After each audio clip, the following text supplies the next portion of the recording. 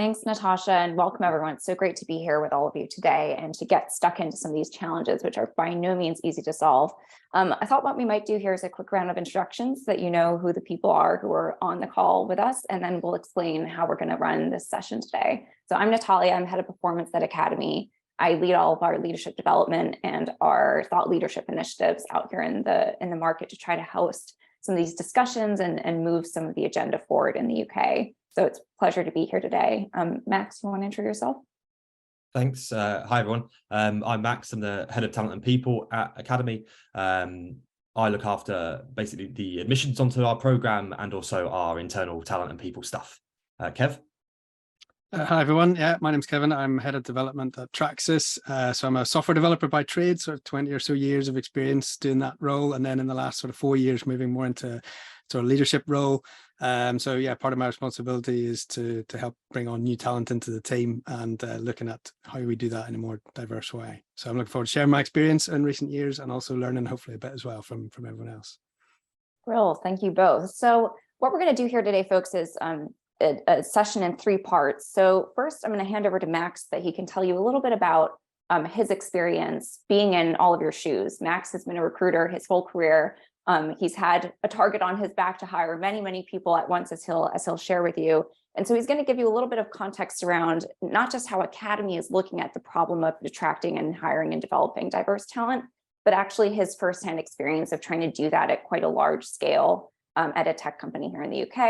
And we're going to hear that perspective from him and get a little bit of a reaction to that. And then Kev and I are going to have a bit of a conversation so that you can understand a bit more about his experience actually on the technology side. So being the person who's got diverse folks coming into his team, what's that actually been like? And he's going to tell you a little bit more about his experience with that at Traxxas, because I know it's brilliant to hear the talent acquisition perspective. It's also very valuable to hear from folks who are actually having to lead these teams and absorb this type of talent. How does it work and what would they recommend for folks like you who are looking for those people out in the marketplace?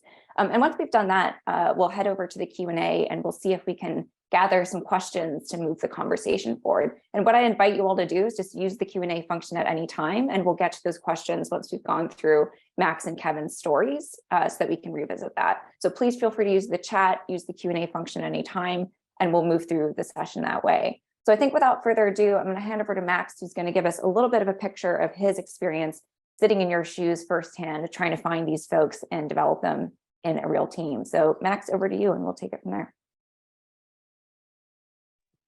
Thank you.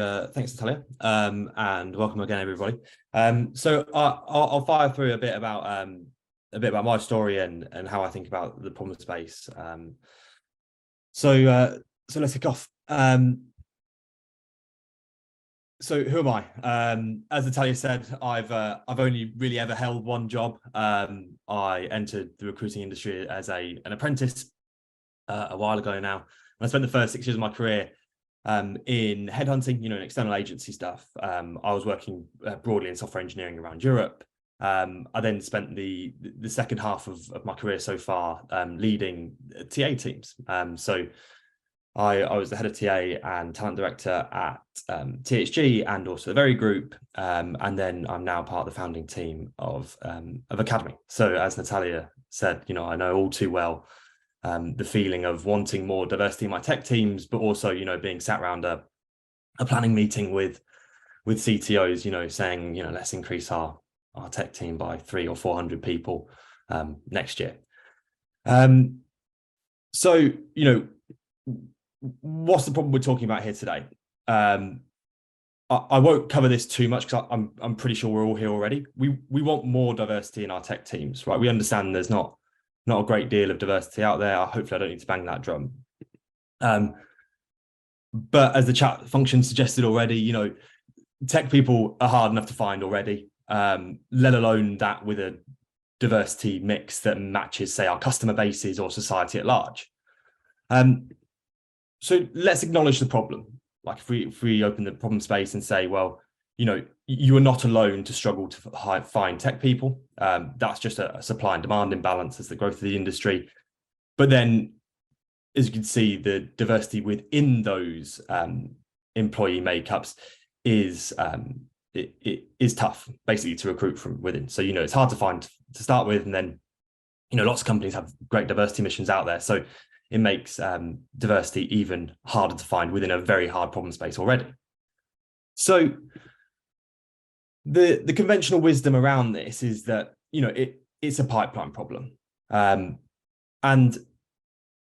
that's out there because, we've probably all been there. We go out with the right mission to say, let's find more diversity for our tech teams and, let's just grow our tech headcount generally. But we just don't get enough diversity in the process to start with. Maybe we're targeting our agencies on something, or maybe we've put adverts out, maybe we're direct messaging people in different circles, and, we're just not getting the diversity into our recruiting processes.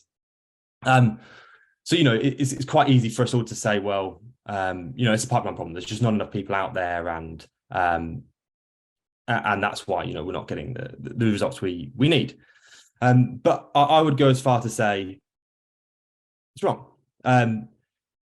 The idea of the pipeline problem is it is very easy to say. Basically, the problem is somewhere else. It's not in our recruiting processes, it's not in our teams. It's a problem that the industry faces, and it happens before it reaches us.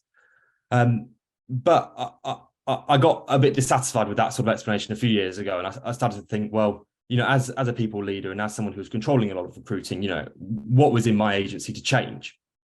And what could we do as an industry to change how we think around diversity in the tech industry? So I'm gonna raise this idea today of tech not having a pipeline problem, and I might even go one further. Diverse tech people are abundant. So this is a bit of a stretch. It sounds wrong, right? But we can at least agree that diverse talent is abundant. So where is this talent? Why is it not entering our recruitment flows? Why is it not entering our interview processes? It's all in our mindset to selection. So what if we took a radically different approach to hiring, and we started to screen people in based on their potential and their learning ability instead of their experience so far? So, we all know that tech is about continuous learning, and new tech is released all the time, and teams are expected to get on board with new projects, new stacks that are going on, even new companies as they move. So why would we not look at someone's ability to learn as opposed to what they've already learned? So, why a group of 17-year-olds important? Because currently this decides who enters our recruitment funnels at the moment.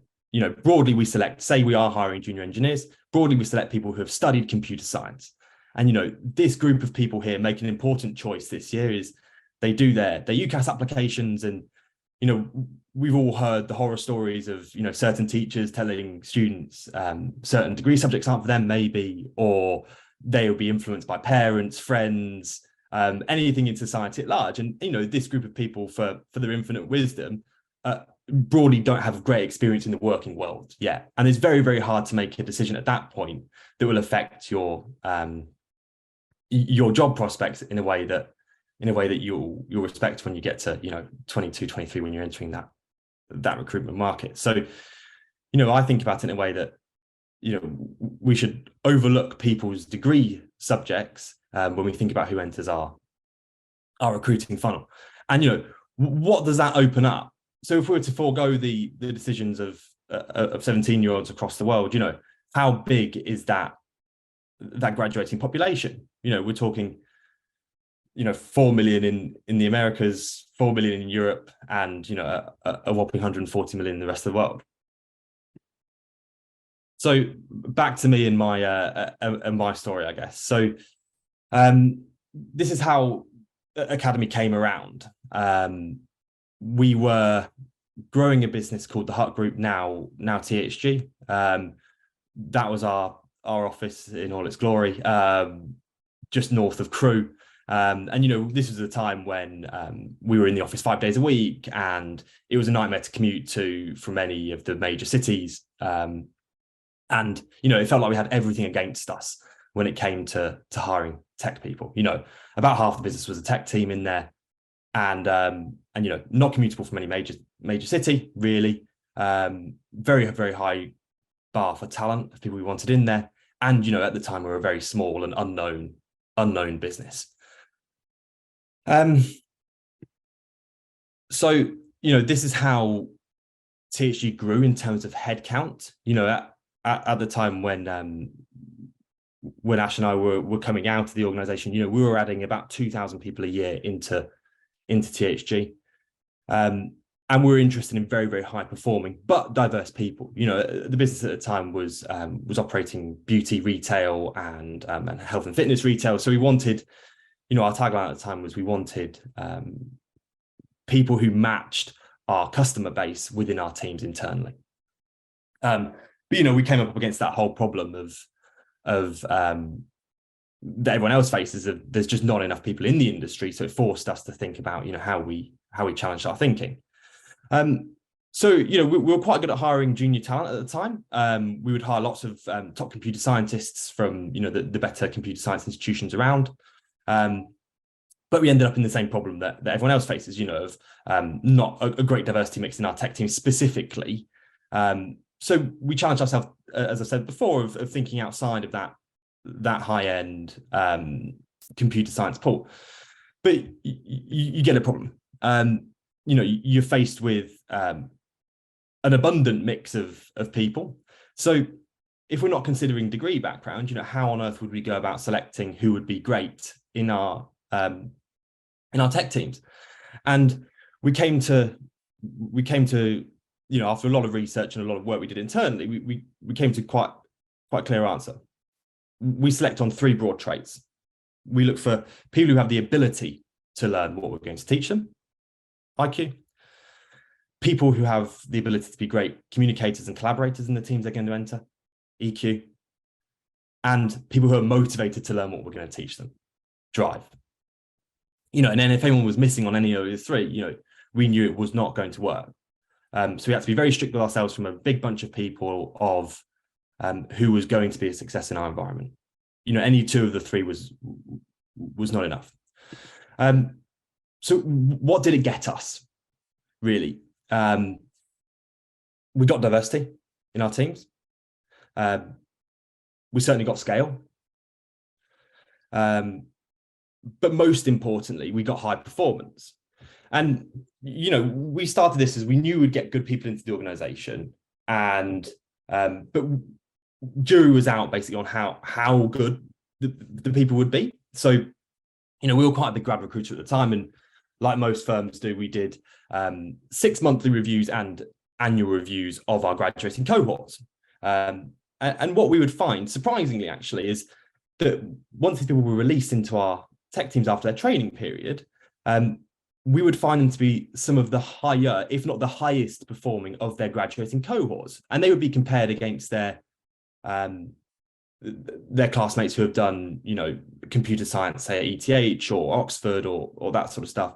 And we would find that they would be the better performing engineers overall. And where did the business go? THG ended up listing around the time that Ash and I exited the organization, and then we were off to start Academy. So Academy, it is V2 of what we built for ourselves internally at THG, where we got all the great outcomes. And as was mentioned before, we have a commitment to hire and progress talent from entry level, and that is 0 to no knowledge of tech, into a mid-level engineering role within 12 months.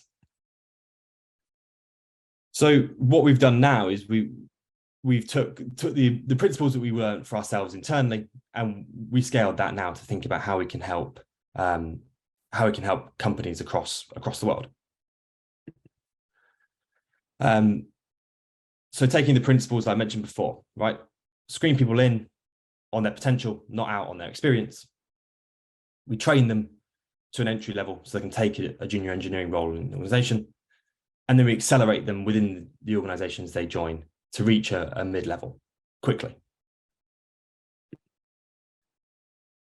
here's an example of where our grads over the last few years have ended up working, and we're proud to have taken that forward from an internal principle that worked really well into companies all over the world.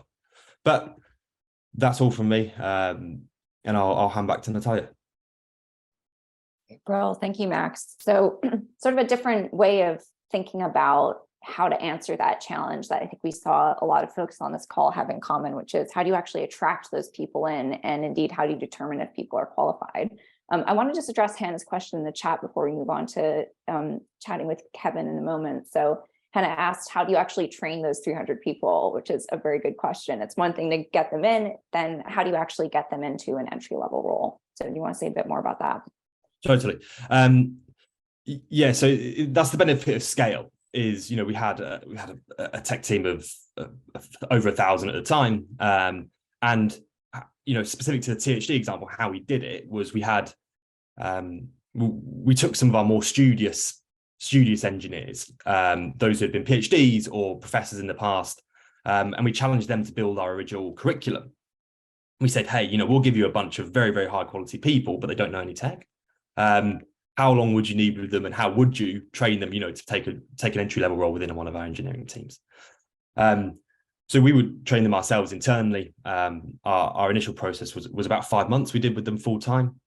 But that talks to the problem that Academy solves is it's a huge, at the time it was a big resource requirement. It was 6 full-time salaries for us internally of our tech teams to lose to do that, to add people into our organization. So that speaks to why we built Academy for the external world. It was a huge capital requirement at the start to do that, and we were benefited by scale and necessity of we just weren't going to get the talent if we didn't do that. But that's the problem that Academy solves broadly is how people start doing that in the tech economy. Great.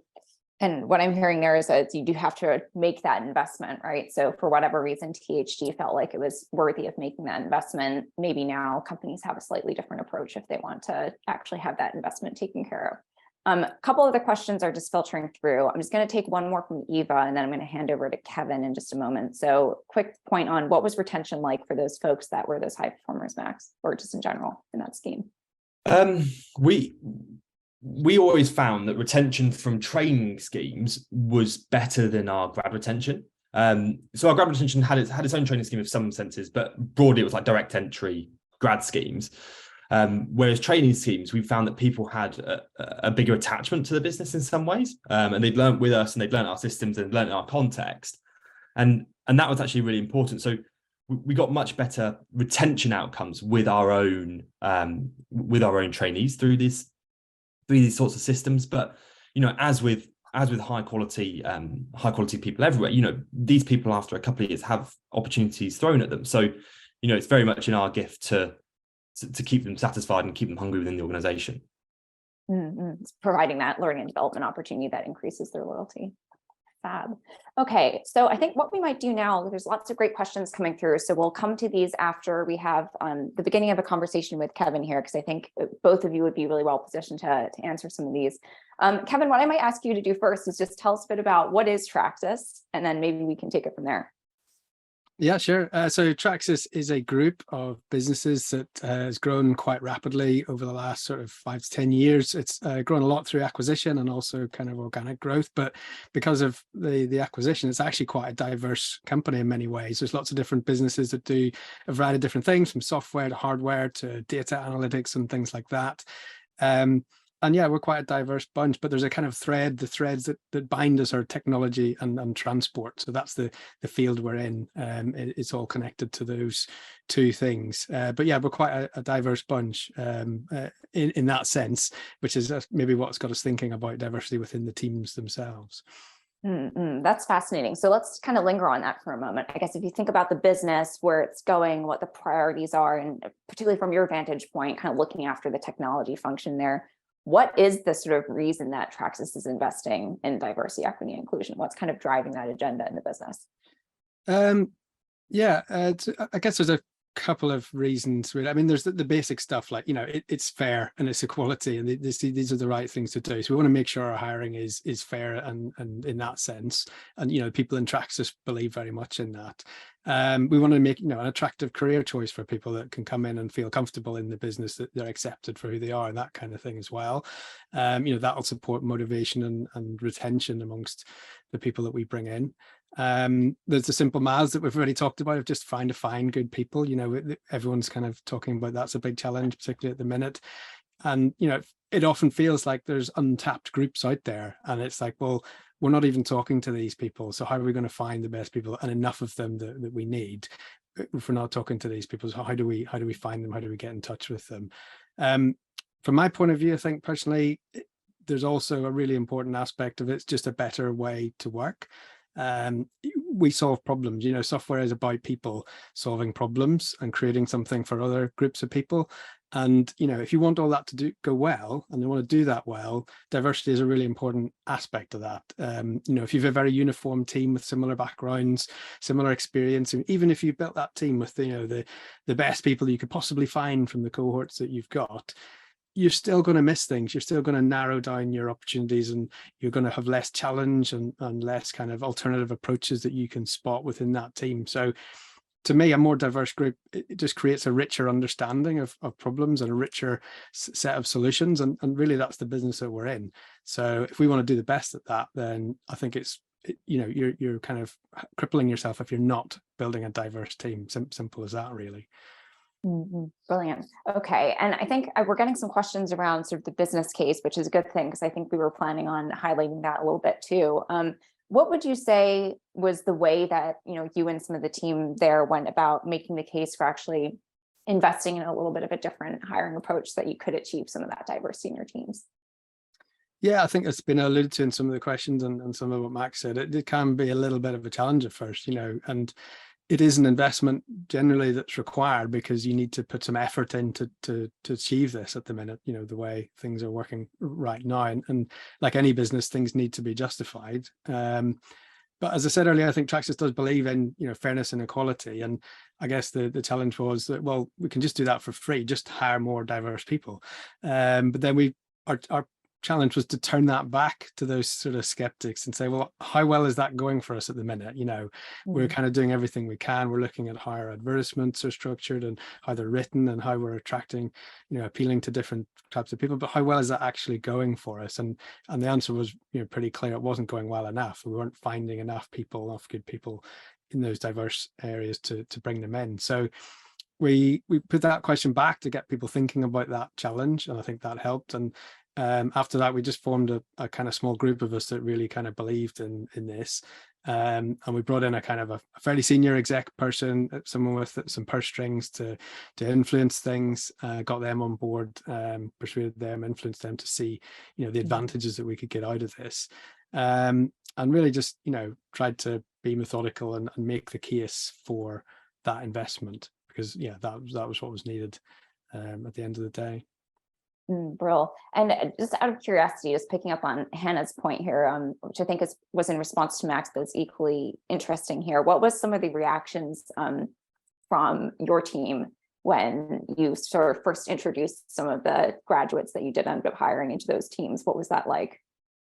I think it was really good. I think that it wasn't. I don't think it was like a shock or anything. It wasn't anything out of the ordinary necessarily at the beginning. We've always had, fairly, uniform teams, I suppose, traditionally, but, people that we do bring in are collaborators, and they're problem solvers, and they're open-minded anyway. They're just from, perhaps a narrower cohort. So once we broaden that out, we're still bringing in similar types of people in that sense that are good collaborators and problem solvers, just from different backgrounds. So in that sense, it wasn't like anything necessarily out of the ordinary. And although over time then, the team itself, and I think it's probably more about teams than individuals, the team grows almost without knowing it. And the challenges come in, the different ideas come in, and the output of the team over time then improves, and you get that high performance that Max was talking about. So I think, it wasn't necessarily a shock. It was just, business as usual, but almost naturally it just kind of happened over time, I would say. Yeah, that makes sense. And I guess follow up on that, had Traxxas hired entry-level talent before in the technology space, or was it brand new? To some of the points folks are making here in the chat around, well, have you got a grad scheme already? How did you choose this type of talent?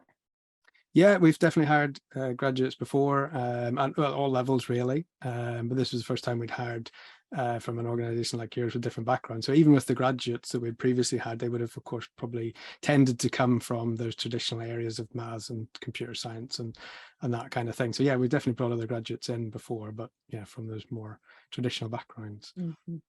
Well, okay. And I guess one final question before we open back up to the audience, because I can see there's lots of questions here to respond to, is what's one piece of advice you'd have for other organizations who maybe have started on this journey and are thinking about investing in a different type of talent, bringing some of those diverse backgrounds into the team? What would you say to those folks who are thinking about this stuff? Yeah, I think you certainly got to have your internal kind of advocates for it. You know, link up with other people in your organization that you think are thinking the same way and see those advantages and can sell those to the rest of the business.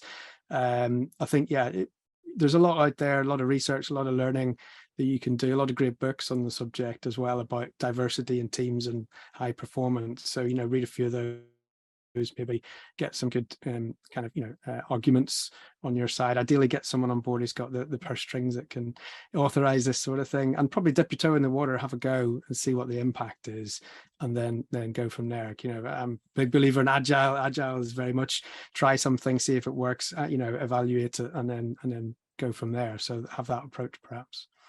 Well, so a little bit of a mix of having some folks on your side, especially having that sort of executive sponsor, plus actually being willing to experiment and just try something and see what happens. Definitely as well. And I think, you know, put that challenge back to people as well, get them thinking, you know, how well are we doing at the minute? So we want to do this. So even if people understand that they're questioning the investment, okay, well, yeah, we agree we want to do this, but how well are we doing at the minute? And how well could we be doing if we took a different approach? Get them thinking about it. Yeah, a bit of that kind of contrast. Yeah. Exactly. Okay, so I think question that's got a couple of votes on here that maybe could go to both of you, and maybe I'll come over to you first, Max, because you mentioned it in your story, is when you actually put this diverse early career talent in the team, what happens for the devs who are sort of charged with taking care of them? Do you have to provide them with extra training? Do they need to become great mentors? Like, how does that actually work? And I'll go to you first, and then Kev, you've obviously had that experience as well. Yeah, Kev's probably got a good opinion on this. So what I saw from my perspective is it can be scary to teams if they haven't done it before. And I think it's a bigger barrier than it needs to be. I think it's I'm going to speak for Kev a bit here, but I think it's innate in software engineering teams to have learning cultures based on new technologies that come out and the pace of change in the industry. So I never found it was a massive step above that I'd see in management training across an organization normally, you know, and that was, it should be inherent in organizations, right? To give managers a good first step into management. And, you know, we basically rolled that out into tech, but yeah, specifically around tech, I think that the step was always viewed a bit bigger than it was in reality. And a lot of times it was easier within tech teams than it was in other parts of the organization, sorry. Great. Kev, what's your experience been there?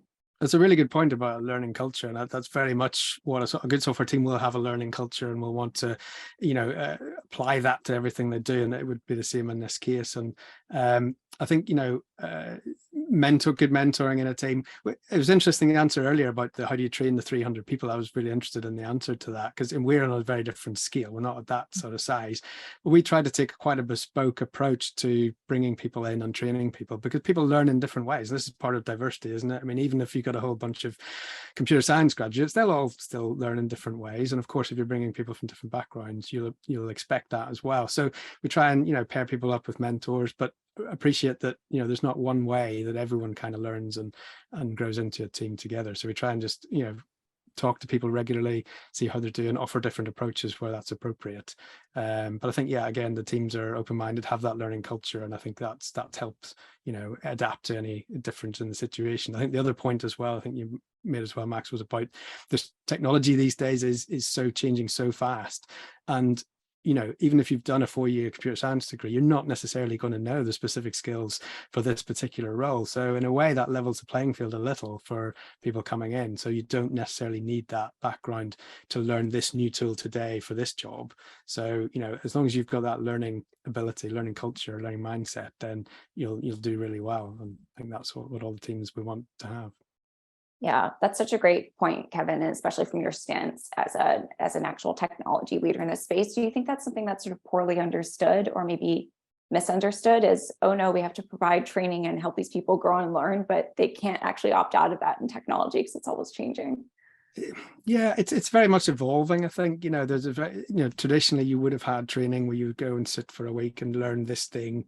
And then that would be your career for the next 5 or 10 years.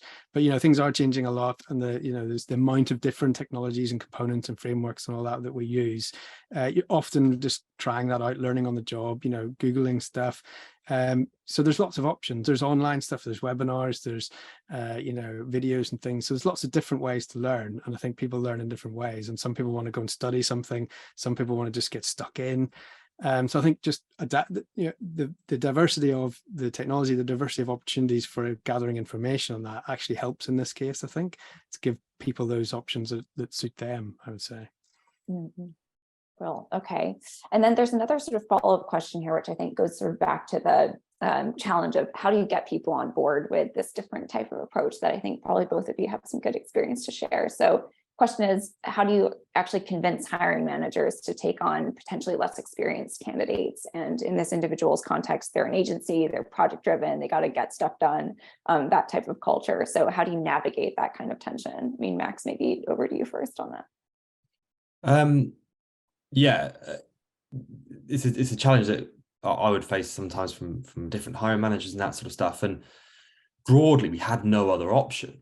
And I don't think as an industry we do have another option because there just isn't the requisite diversity out there. So now more and more, especially in client environments, clients are demanding diversity within the teams of which they work with. And we had a more of an internal demand for diversity, but certainly in agency environments, it's probably, you know, I can't speak for your environment specifically, but, you know, a lot of times clients are demanding diverse teams to work with. And, you know, away from your motivations, there basically was no other option. We had to go outside of the traditional routes to get diversity within the teams because it just didn't exist at the scale that we needed in the industry. Yeah, I mean, I'll admit that I had my doubts. I had my skepticism about, you know, how can these guys that haven't had this experience, haven't done all this learning, these degrees, that have kind of, you know, on a whim decided that they want to do technology and have done a bit of a boot camp. How will that even work, you know? And I think that the main thing that convinced me was, well, the drive to do it in the first place is, like Max has said, it's just, it's that diversity, it's more candidates, you know, that's an initial kind of mathematical thing. But actually speaking to the candidates was the thing that convinced me the most, because actually they were motivated and they knew what they wanted to do, and they had learned so fast. So you could see that potential was there. And to have them come in, you know, it was exciting to think of them coming into our company and joining our teams and bringing that culture, that learning ability with them. And, you know, to me, that was the best thing that convinced me. I guess if that's an opportunity you could give to hiring managers to go out and talk to people with that experience or potential candidates, that's probably a good idea. If there's other people within your company that have already had that experience, certainly, yeah, advise talking to them and sharing that experience, because, you know, there's definitely could be doubts beforehand, but, you know, so far so good for us. And I think, as I say, the thing that convinced me most was actually talking to the candidates themselves. Sounds a bit like that adage, kind of seeing is believing. Hey, it's one thing to talk about it, but then actually being in front of a live human being can really change your mind. Definitely. Brill. Okay, great question in the chat around selection specifically, which I know is definitely a tough one when you get down to the wire with this stuff. So from Sam, they're asking, how do you actually balance the need of or different perspective of different stakeholders in the final decision? So if someone thinks it's more about highest level of tech talent versus diversity advocates, or is that even a tension to navigate? I mean, Max, what's your experience been with that final point of selection debate? Yeah, it's a great question, because I think it's one of the toughest things that companies face in recruiting processes, especially when they're looking at experienced markets in tech. Is, you know, they're faced with, say, 9 applicants who are not particularly diverse and 1 diverse applicant. And, you know, just on maths, you know, what 1 time out of 10 the diversity applicant comes top of the selection roster. And we flip the problem on its head almost. Is we are always meritocratic with how we select, both for academy and for our team. But because we change the input of where we select from, we get diversity as an outcome of that. And we've never had to threaten the quality of who we select based on diversity, or wanting better diversity outcomes, or those sorts of things. You know, they're all well motivated. Because we change the input, basically. We change who enters the top of the funnel. And then that, by nature, if you're meritocratic with your selection, gives you a different outcome at the bottom of that selection funnel. Yeah, and I guess it's diversity for diversity's sake is not what we're talking about here, really. It's actually, diversity is a great thing on its own, and it will, as I say, will lead to higher performing teams. So that's the sort of thing we want to look for. We want good people. They still need to learn the skills. They still need to do the job, whatever their background, and that's important. They need to collaborate. They need to have that learning culture. So these are the things that we're looking for.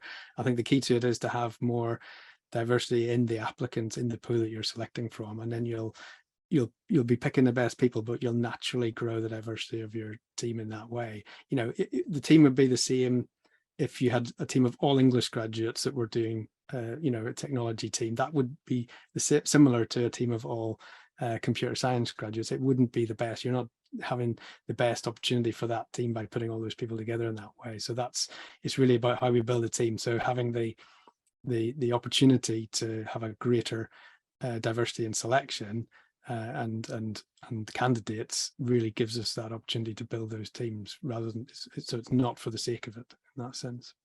Mm-hmm. So it's sort of more, rather than having to navigate that tension, actually go back to the root cause and fix it by having the diverse pool in the first place, just kind of eliminates that, hey? Precisely, yeah. Real. Okay. Any more questions? I'd love to see them in the Q&A. I think we've navigated quite a few that are in here. If no one else has one, I do have one that could perhaps go to both of you, which is, Max, maybe starting with you. You mentioned there were those 3 factors that you chose to select for at THG, which were IQ, EQ, and drive. How did you decide those were the most important traits to look for? Yeah, it sounds so slick when I put them on a slide like that, but the reality was, it was about 2 years of hard work. We worked with the University of Manchester and their psychology department on like high stake selection. We ended up hiring one of the PhDs to work for us, and it was a long drawn out process. And I can't take credit really for building that selection model, because you know, there's a university department behind it, but broadly there's 10 factors below those that we look within, but they fit into those 3 categories. And it was a lot of trial and error with that, in like looking at different cohorts and how we were selecting them and their selection data and what was going well, what wasn't, to eventually land on something that broadly we've been using those 3 traits for the last, I'd say, 5 years with like pretty high success. We've made slight adjustments throughout that as we review, but we're pretty sure we've landed on the right buckets. Mm-hmm. Makes sense. 2 years of hard work definitely results in something very clear and successful like that. I guess, Kev, slightly different twist in the question for you, and then maybe we'll go to the chat for a quick checkout reflection from the folks who have joined us today. What makes a great engineer? What makes great tech talent? If you had to walk up to someone on the street and kind of determine that, what would you be looking for as someone who's a leader in this space? That's a really great question. I guess traditionally you would have thought someone who's good at programming. You know, that's the job is often about programming, but it's not only about that. You know, we are teams, we're building complex things to make life simple for other people, and you need to be able to think about problems, you need to think about solutions, you need to collaborate with others. So yeah, okay, you need to be able to write the code at the end of the day, but those other things are also as important, I think, when you work in a team. Because for me, a lot of this is about a team rather than an individual. So why do we even bother with teams? Well, the idea is that we get more out of those teams than we put in. So putting those teams together, it's like, if you can bottle that, if you get a great one, then you're doing really well. So those are, to me, the types of people that you want in those teams have those qualities. Bro, so we have to do away with the myth of the lone coder in the basement solving all the problems by themselves. I think in Okay. this day and age that's true. Yeah.